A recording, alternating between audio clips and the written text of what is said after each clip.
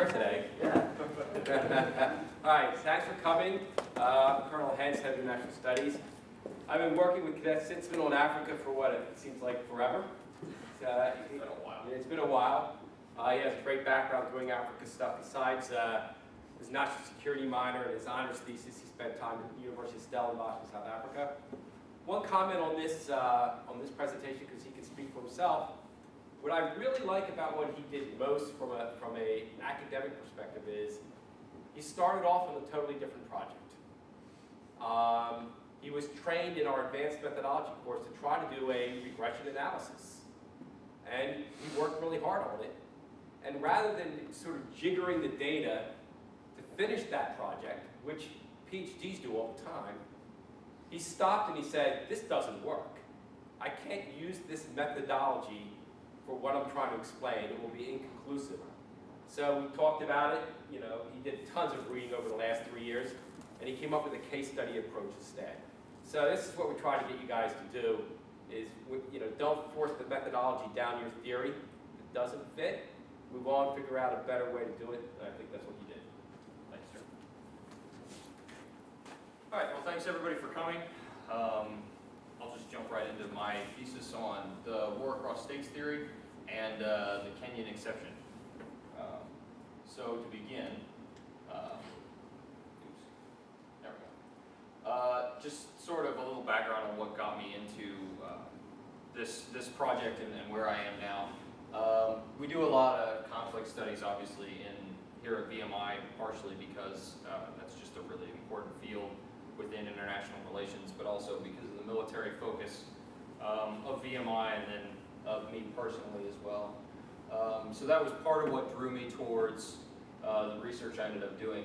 But perhaps more important than that was the time I spent in Africa. Colonel Hentz mentioned my time in Stellenbosch, and while I was there, I tried to focus on taking courses on African history, Africa-specific studies, and that's really what drew me towards sort of the special difficulties of studying the nature of states and conflict in Africa that Colonel Hentz has done a lot of work on, and that kind of, in a lot of cases, are at odds with other theories of conflict elsewhere in the world.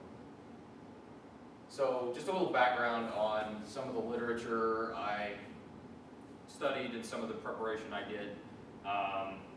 There's a couple different theories, just generally from conflict studies. You can see, I'm not going to go through and read all of them because that would just be redundant and unnecessary.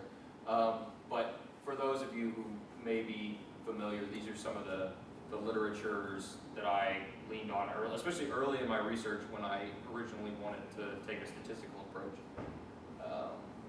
But perhaps more important than these is what kind of got me into this contrarian approach that I originally took was democratic peace theory. And there's been some refinements from some of the Russett, Manfield, and Snyder to that theory, but it was more or less, it comes from the thought processes of Immanuel Kant. It's basically that in the international system, democracies don't fight wars, and it's kind of been, like I said, it's been refined to the mature democracies, things like that. And in a lot of cases in African literature, it's been rejected. So I wanted to see how legitimate that is, because it seems to apply very well. It's a very robust theory in most parts of the world. And then later, when I refined my research, which I'll get into in a moment, I started looking at ideas of domestic democratic peace, which is kind of a misnomer. It's really more of a theory which posits that domestic conflict is most likely in kind of like a U-shaped scale, with authoritarianism at one end and democracy at the other. And in both of those systems, domestic conflict is fairly unlikely. But in the middle, when you get into semi-authoritarianism and sort of the gray area, that's where domestic conflict becomes more likely. And then I had a couple references for the Kenyan case specifically that I studied. But because it's relatively recent, that was kind of tricky to come up with. So I'll just touch on sort of, because it is important and it does kind of lead into where I ended up. My original research, which Colonel Hentz mentioned, I wanted to do a statistical analysis of the relationship between democracy and domestic conflict in Africa, because look at, especially important Africanist thinkers, basically they'll argue that, you know, the conflict that's most important to study in Africa is domestic conflict, because that's the form that conflict generally takes in Africa. And that interstate conflict in Africa is sort of should be of secondary concern because it's so rare. So I wanted to sort of take an approach to democracy and the democratic peace theory and look at how that related to sort of Westphalian democratic peace theory ideas about Africa. So I started a statistical analysis, but when I dove into the data, because of the limitations that I had to set on my data set from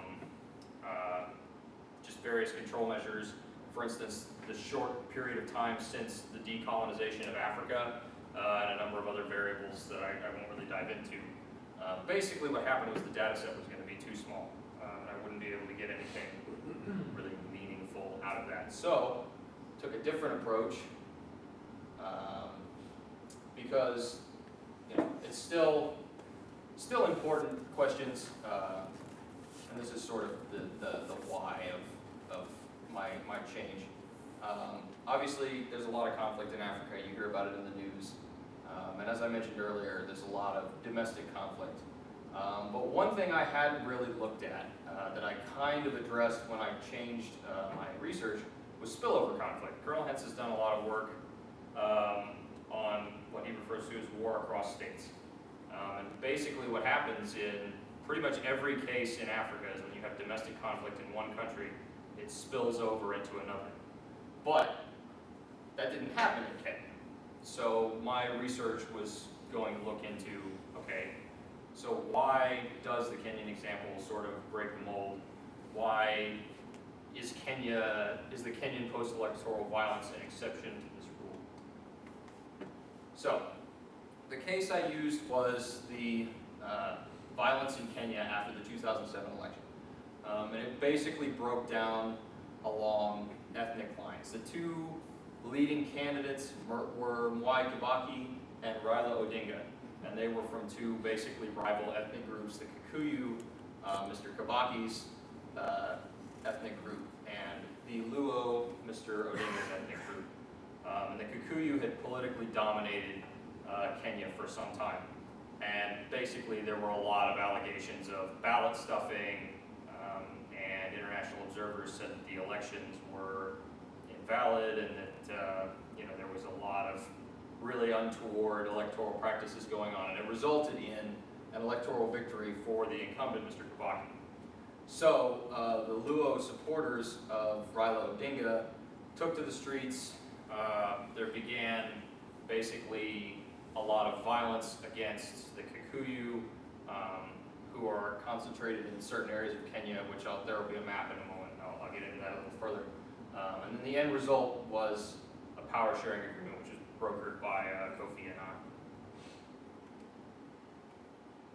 So some of the grievances, just so everybody has a little background on the case, some of the grievances that sparked this violence, it wasn't just the election and the issues that occurred there. It really originated further back because there was sort of a patronage system in place whereby the leadership of the country basically favored their own ethnic group at the expense of others. So the Kikuyu government basically gave their co-ethnic group a lot of land in the Rift Valley and certain other areas in central Kenya, that some of which had been historically Kikuyu and some of which were not. And all of which were, fertile, valuable land that most of the ethnic groups in the area would have liked to have.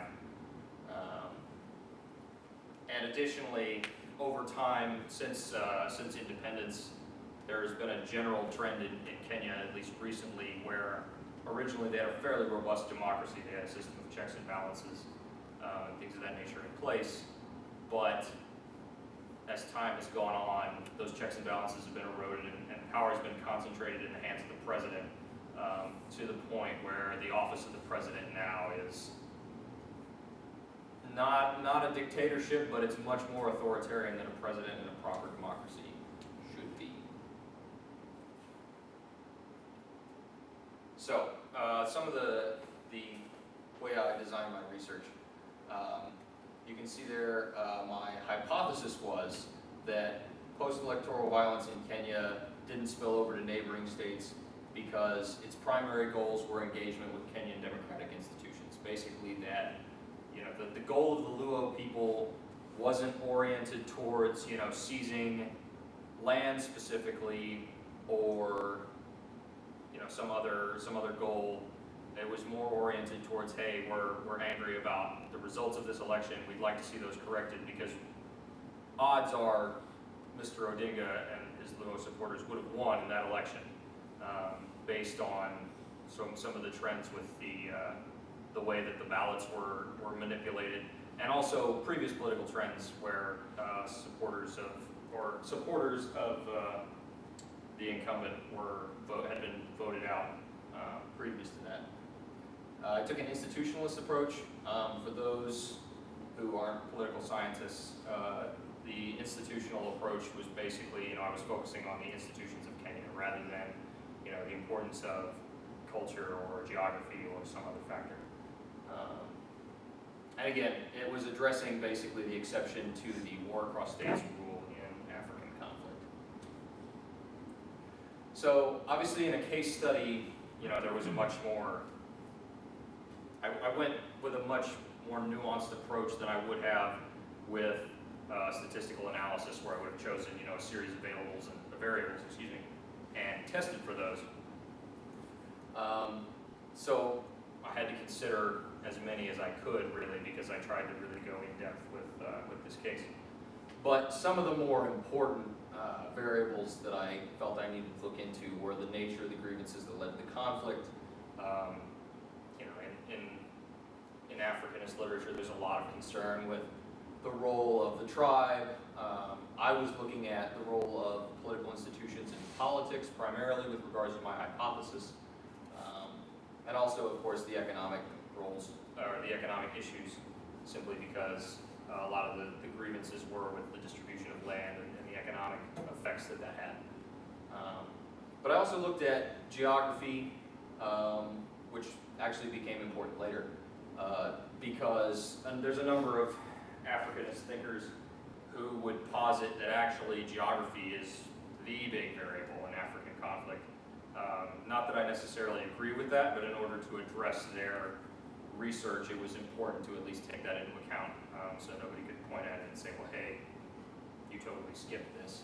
And also freedom, simply because when I was looking at some of the different measures of freedom and democracy, you'll see that on this map from Freedom House, you'll see that there's actually a lot of very unfree states in Africa, which is perhaps not surprising, except that a lot of those unfree states are actually democracies, which happens in Africa and really doesn't happen anywhere else.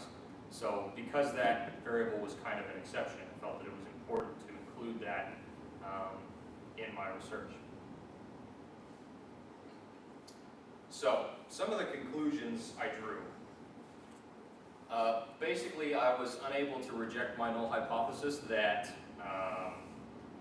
the democratic institutions of Kenya that weren't the deciding factor in this electoral violence. Basically, I couldn't conclusively say that, yes, the reason the conflict didn't spill over was because it was about engagement with the democratic institutions of Kenya. Because when I kind of dug into it, that didn't seem to be the case. As I mentioned earlier, Kenya, leading up to this point, gradually became less democratic. So the democratic institutions were kind of losing their credibility. And that fits with some of the other theories, both in Africanist literature and in the ideas of the domestic democratic peace theory, where, as they trended on that U shape away from democracy and towards semi-authoritarianism, conflict became more likely. And also because, as some Africanist thinkers posited, there was no democratic outlet for the grievances of Luo anymore. They couldn't approach the democratic institutions of their government, so they resorted to violence. What I found most compelling was that the exception was really due to geography, not in the sense that the way that the Kenyan administration government was necessarily affected by the geography, but more that the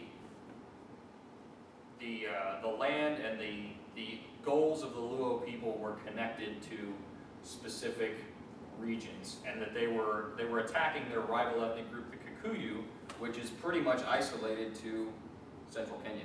So it makes sense then that the violence wouldn't have spilled over into Tanzania or another neighboring state, even though Tanzania has some Luo people, because the Kikuyu, where the violence was targeted, are all here in central Kenya or north in the Rift Valley, where that land was given to them by the government.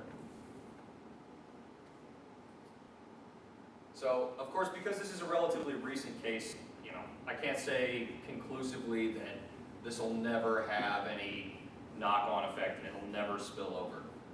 Because really, the grievances in the case weren't resolved. The Kikuyu held on to power. There was just sort of a peace brokered through the efforts of Kofi Annan. And of course, we have other cases in Africa. For instance, Rwanda, the violence spilled over into the Congo. And of course, it would have been easier in that case to say that it was coming, but in the aftermath of the Rwandan genocide, a number of years later, there was violence in the Congo that was basically the same, ethnic divide, Hutu and Tutsi, being played out in the Congo as the Hutu Interconway had fled across the border. So I can't say for certain that, maybe the Kikuyu, if they retaliate, wouldn't go after the Luo in Tanzania. But there are a couple of things that I can, despite the fact that I couldn't reject the null hypothesis, I can still say, based on this case, I can support some of the other research that's been done and maybe fill some of the chinks in the literature. So in this case, I would say that it doesn't necessarily invalidate Colonel Hentz's research on war across states for a couple of reasons. The first is, as I mentioned earlier, it's kind of an accident of geography that it played out this way, and it's still not a sure thing that it won't still spill over if there's violence further on. But additionally, especially when he talks about his work on state collapse and the weakness of states, in this case, the Kenyan state was still relatively strong compared to other cases in Africa. So that their response was able to contain it to a degree.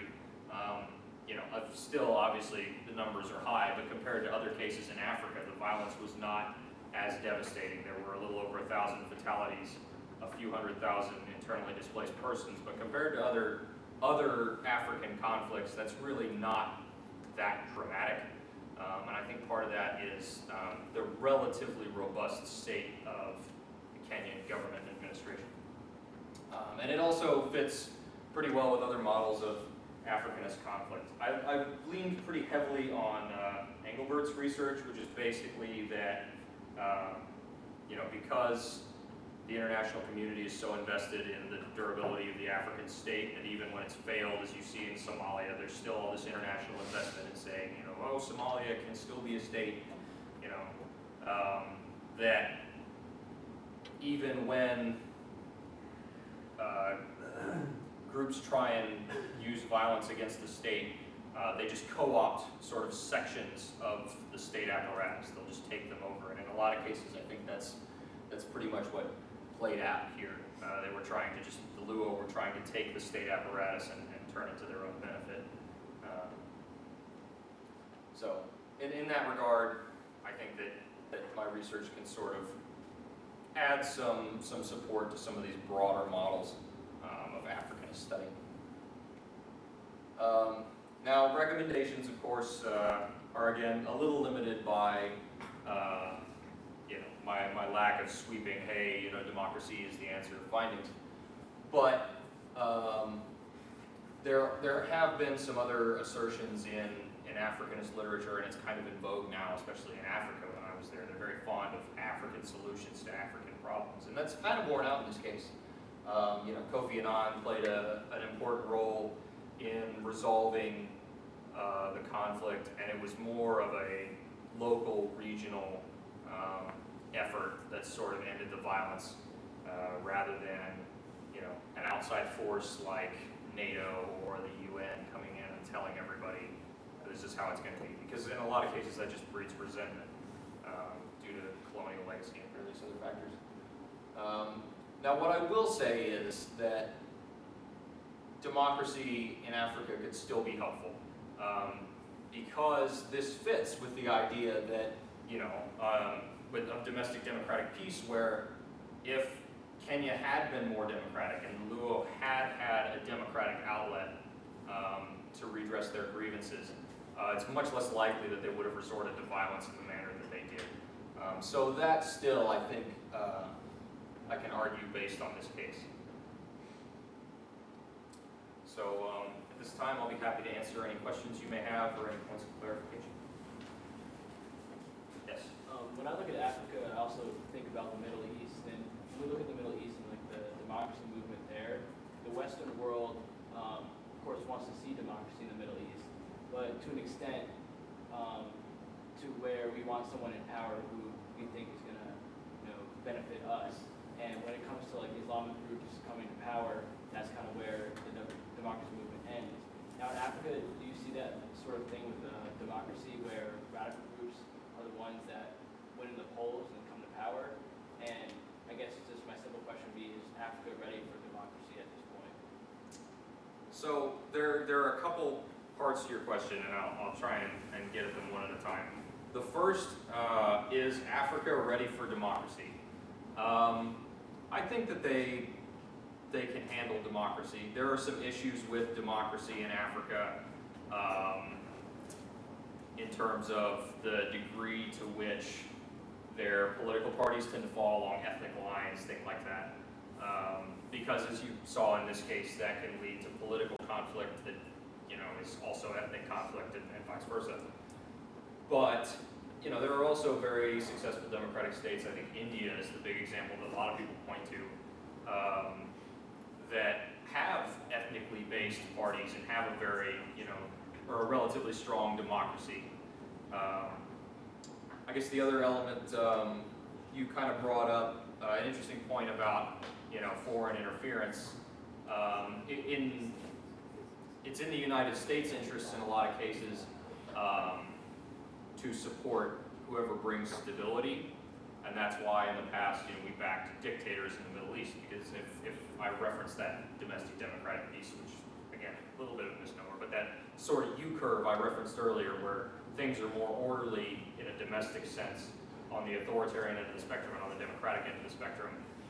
For the United States, it makes more sense to just pick, you know, okay, this guy can bring stability. But in the long term, for the people of, you know, Kenya or other parts of Africa, maybe that's not the best option. Does that answer your question? Yep. Yes. To what extent did you consider economics and not just democratic institutions? Well, I think the two are definitely interrelated in this case, because a lot of the grievances associated with the Luo and the Kikuyu were that the Kikuyu government had basically given more economically viable regions of the country to their fellow Kikuyu. But the Luo themselves, while politically not as advantaged, and while they certainly stood to gain economically if they were to transfer those regions, say, to other Luo, there weren't necessarily a super downtrodden group. A lot of their ethnic land falls right here, Lake Victoria. So they have some of the better parts of Kenyan land, especially for agriculture themselves as well. So there was an ethnic divide, but it wasn't as large as the political.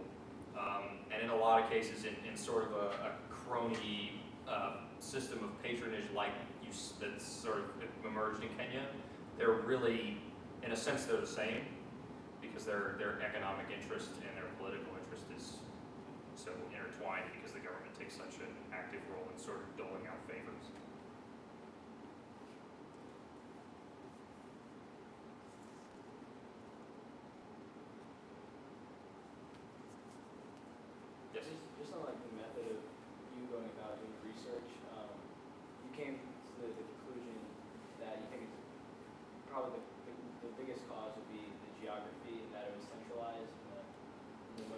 that what you're trying to say? Like, because Right. it was in the center of the country, there was less likely it was going to spill over? Okay, so I'll clarify that a little. Part of why the conflict in this case didn't spill over to, say, neighboring Tanzania, where there's a Luo population in Tanzania as well, is because the Kikuyu are pretty much geographically limited to Kenya. And not only are they geographically limited to Kenya, they're geographically limited to like the center of Kenya. So when the Luo went out in their anger against the corruption politically and the Kikuyu party in power, all the Kikuyu targets for their violence were all in the middle of Kenya. So they really had no reason to go across to a neighboring state. And then, there wasn't a lot of Kikuyu retaliation that might have, say, transferred over to the Luo population in Tanzania. Even the lands that they might have hoped to gain from a political transition would still have all fallen within, Kenyan territory. So it wasn't a case of, what you see in Congo and parts of Central Africa, where you have like Rwanda and Congo and Burundi all kind of have a mix of these similar ethnic groups, and they all sort of back their own factions back and forth. So that's what I meant by geography. Yes, sir.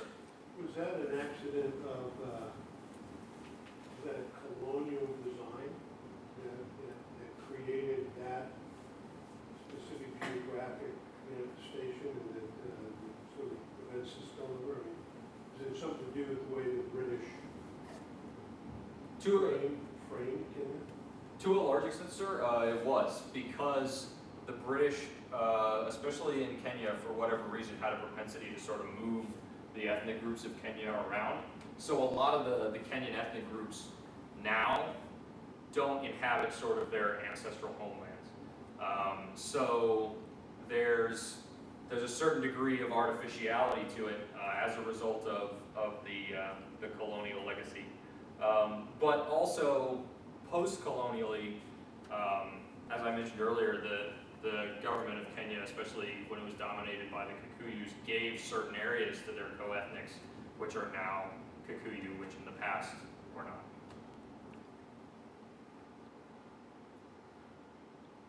Yes, sir.